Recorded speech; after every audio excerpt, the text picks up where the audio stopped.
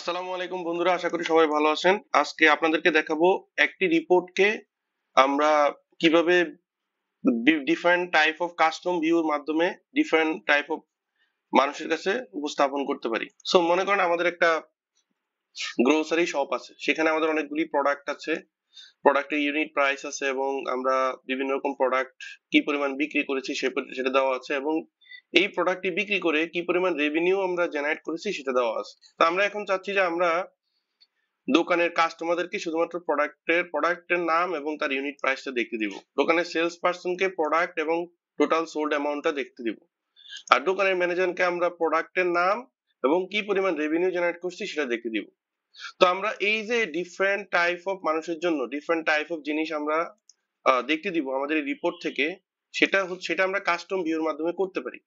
So চলুন আমরা দেখি যে কিভাবে সেটা করা যায়। তো প্রথমে আমরা কাস্টমারদেরকে যে দুইটা কলাম দেখতে দিব সেটা হচ্ছে প্রোডাক্টের নাম এবং ইউনিট প্রাইস। তাহলে আমরা বাকি কলাম দুটি সিলেক্ট করে এখান থেকে হাইড করে দিব। এবার আমরা ভিউ বাটনে ক্লিক করব, মেনু অপশন থেকে ভিউ বাটনে ক্লিক করব, করে আমরা এখান থেকে কাস্টম ভিউতে ক্লিক করব, করে আমরা এখানে একটা অ্যাড দিব। তো আমরা এটার নাম দিব হচ্ছে যে শপ কাস্টমার ভিউ। তাহলে আমরা ওকে বাটনে ক্লিক করব।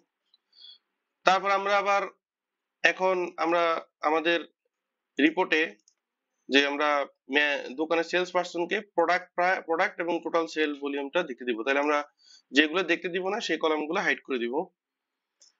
সো আমরা যেটা করতে পারি সেটা হলো এটাকে আমরা হাইড করে দিব, এইটাকে আমরা হাইড করে দিব, এই দুটো দেখতে দিব। তাহলে আমরা আবার ভিউতে ক্লিক করব, কাস্টম ভিউতে ক্লিক করব, করে আমরা এখানে অ্যাড বাটনে ক্লিক করব, বলতে যে shop sales manager, sales person. So আমরা আরেকটা রোল ক্রিয়েট করে ফেললাম।